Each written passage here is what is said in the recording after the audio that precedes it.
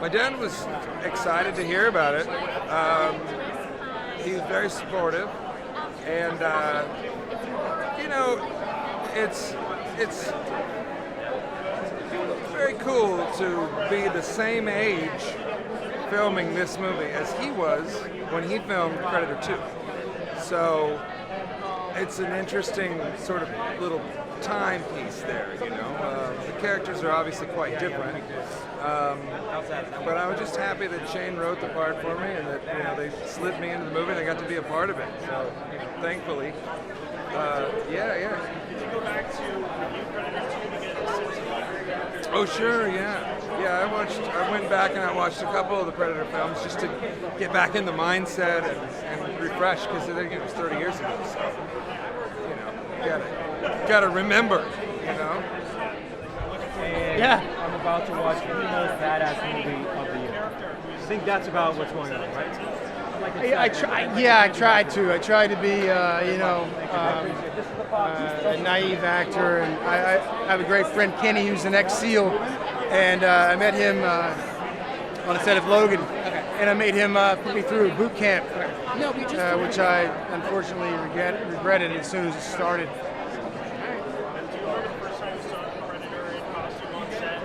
Oh yeah. I'm a grown-ass man, and it was kind of scary. Hey, how do you feel? Oh, how are you? No, I'm not. I think it's a full evolution. It's, you know, Shane's being in the original film, spent 3 decades of, you know, evolving his craft and writing and directing, and I think it's all kind of jam-packed in this one. You know, you've got me in there, so no. But just again, like that banter and that kind of camaraderie that we have, it's really special. Kipter's a big thing is that he feels like he's going to spend the rest of his life pretty much in a hamster wheel, taking meds, going to group therapy, trying to get over this horrible tragedy that happened in his life. And then when he sees an alien out the window, he's like, "Oh, it's on. Let's do this." You know, it's his way of looking at the world now is like, I have a suit of armor that's been sitting in the closet gathering rust for the last 25 years, and now I get to use it again. I get to sharpen the sword. I get to knock the rust off the armor, and I get to go be a knight again. I get to be the cowboy again. And so it's like a redemption for him. It was great. I mean, we've worked together before. We've written before together, and it's. I think we make a good team.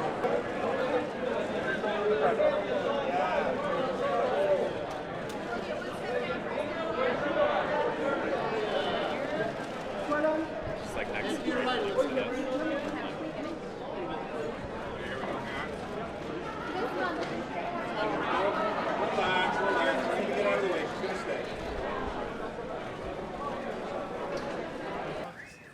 Thank you so much, Chris and Steve, for helping out with that. All right, my name is Peter Kapowski, and it is Midnight Madness!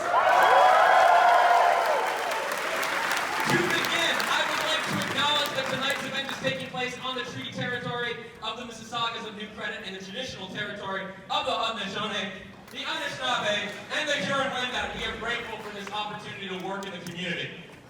This film is also eligible for the Girls People's Choice Award, specifically the Midnight Madness Award. Vote via tip.net. And we would like to thank 20th Century Fox for providing us with this film. All right, everybody, we're about to watch a movie. We're about to watch a sequel. Why do people make sequels? It's often to make money. That's it. That's why you make sequels. You want to make money. People like the last one, they're going to make another one. That makes sense. To me, though, what makes a great sequel is a film that is having a conversation with what came before. This is a movie that I think is doing that. It is a movie that is in conversation with the 1987 original film.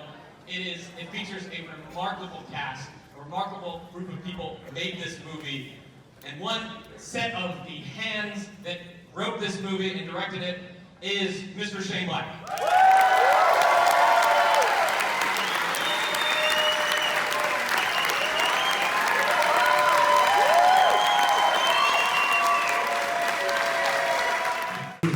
inside and out. People who made hardcore misfits. I want to shout out to Fred Decker. Where is he? Fred Decker, my co-writer in 1984 and 5 on the Monster Squad. It's old and it's new. We're back in time, man. We're back in time. And we're going to have a night that blends everything you've, well, you weren't alive. To hell with, fuck it. You'll remember. We'll clue you. You're going to love this. Well, what am I saying? You might like it. I hope you like it.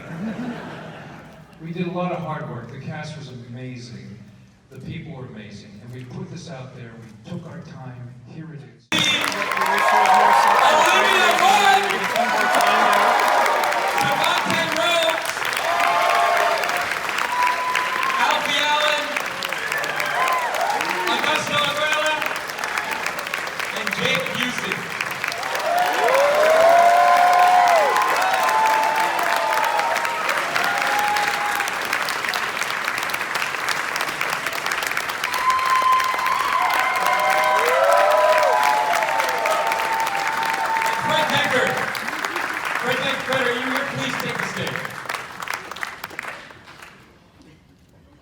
So, you guys just made a Predator movie. That's pretty awesome. The thing that I'm really struck about this film is how spontaneous it feels at times. And I just wanted to ask the cast, working together as a unit, as a group, what was it like in those scenes where you're in the trailer or in the apartment and everything? Everyone is sort of fighting for attention in a scene, and I think as an actor that must be kind of a challenge because you're almost competing against each other, but you also want to work together to make the scene work. So I wonder if we could start with that. There's really no competition with this group of people. I mean, honestly, when actors are all working together, when you have this kind of group, and you just want to work together to kind of create the best scene. It's not about who has the most lines or who has the laughs. It's just we want to make a movie that the fans are going to love, and I think we did that. And every time we put a scene together, it was just a big collaboration. I agree. It was hard for me being around all these guys and not having, being able to play the joke. Hanging out with these guys, cutting up every day was just hard for me to keep a straight face. That's the role of the straight character. The other question I had too is that all of you have, you're all misfits in a sense. Where in the original Predator movie, it was basically guys that were sort of peak soldiers. They were perfect, and the tension in that film was when the Predator showed up, they began to crack. It was like that facade began to crack. But at the beginning of this movie, many of you kind of already sort of cracked. That's sort of how it begins. And the question I had is, individually, with your characters, what kind of work did you do in sort of developing that character, starting from what Shane and Fred had written and kind of made it your own? Like, what kind of freedom and liberty did you have to take your character and kind of give it that idiosyncrasy? Yeah. Syncretic, yeah. Because that's what I really like about it too. Every character has their moments and has something that really makes them feel more than just a character, but a person. And so individually, I thought maybe there were things that you brought to the table, but things that you went away and did. Absolutely. I mean, we all got to be ourselves and let us be us, and we got to play around and fuck around, make mistakes, goof off. I mean, Gusto had this whole thing with Olivia. We were supposed to be, the romantic desire between her and I. And then Gusto just kind of says, "Well, I'll hit on her." So just to be clear, so like there were moments where you guys would decide what maybe we should do this, and then that would just spontaneously be like where the movie could go. Yeah, Shane was really good. Oh, Jesus Christ. Shane was really good about letting us just play around, really. That was really the biggest thing. Shane was one of the biggest collaborators in this thing. And Fred, I'd like to ask you a question too, and that's what I in my program note, I compared this film to the Monster Squad, because in the sense it really feels like the kids in Monster Squad have grown up, and now that they're grown up, you can put them in an R-rated movie and they can all get killed. And they can swear more.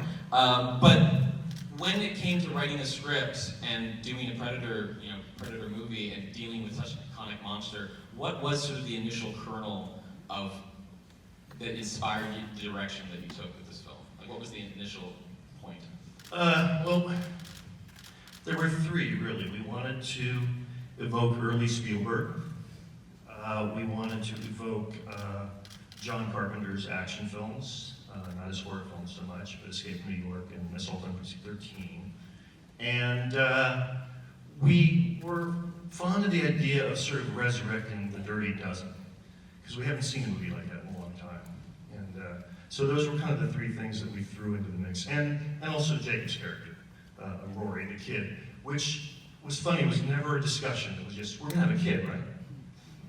And we did, and it worked out pretty well. I think what we were going for is just this group, the kind of disparate quality of these characters, that they all come from different places and have different vibe to them, and that was the fun part. Olivia, one of the things I really love about your character too is that you're caught between this fascination of the alien itself, but then at a certain point in time you have to survive and kill these things too. I just love that tension, and I found you played it so well, and just wanted to hear more about that character and that kind of fascination that the character has with the aliens. Well, she's an evolutionary scientist, so her job is to understand how creatures evolve and change, and we talked about it a lot, and about just like her love of animals and why that would make her right for this role and why they would actually bring her in. And she's one of those people who's like much better with dogs than with people, and so that love of animals and just evolution and aliens and all that stuff, just the idea that she would be able to see something that her whole life she's been dreaming of. But at the end of the day, I mean, if they're gonna they're coming after us, then fuck them. Do we have questions from the audience? Yes, right there. Yeah, we're told earlier reports Arnold Schwarzenegger was originally. There were rumors at one point that Dutch might Yes. make a return. Yes. It just didn't work out. We were really interested in it. Shane's known Arnold for many years, obviously, and they worked together on a couple of things. And we wanted to bring him into the mix. It just didn't seem to work out. Well, what was his initial role, just out of curiosity? He would have played Dutch Schaefer. On the subject of bringing characters back, Jake, I love that you're you're in the film. I think that's a really fun piece of continuity. Was that an idea from the script, or how did that phone call go? It was great. It was one of the best phone calls I've gotten. In my career, it's like extreme highs and extreme lows, and the highs are not as frequent as the lows. So I was just pretty much at home doing nothing, and the phone rang.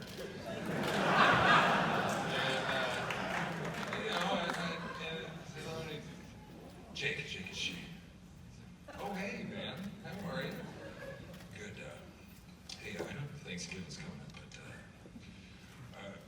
you have any plans in May? I was like, no, actually. Strangely enough, I'm free. And I just, at that point it was on, man. I wasn't saying no. So it was that time of year. It was, the Thanksgiving is in November, and he was asking me if I was busy in May. And for an out-of-work actor, for me, that was, I didn't really have that plan. Not a problem you have, but for me, that much time.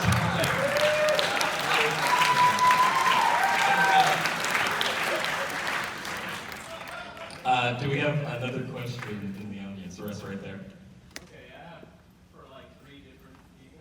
Oh, wait, can you condense it to a single question that maybe we can all try and answer together? We're all about hybridization after this movie.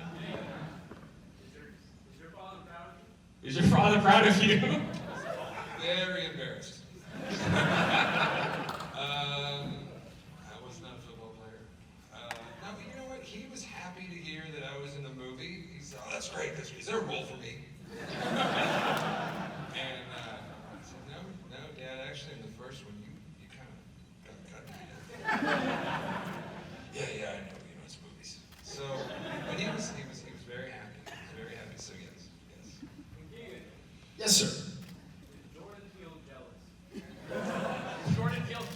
He asked if Jordan Peele is jealous. In no way, shape, or form. Jordan Peele is just as happy as pie to be the Black Stanley Kubrick. That's.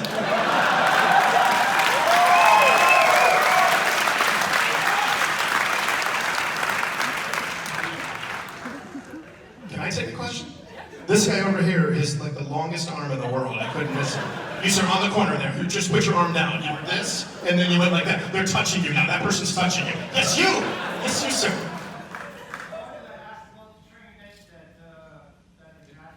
The training we went through? The training we went through. Well, we worked for about a month. Was it about a month, guys? With Special Forces, Canadian Special Forces. So they can kill you, and they're polite.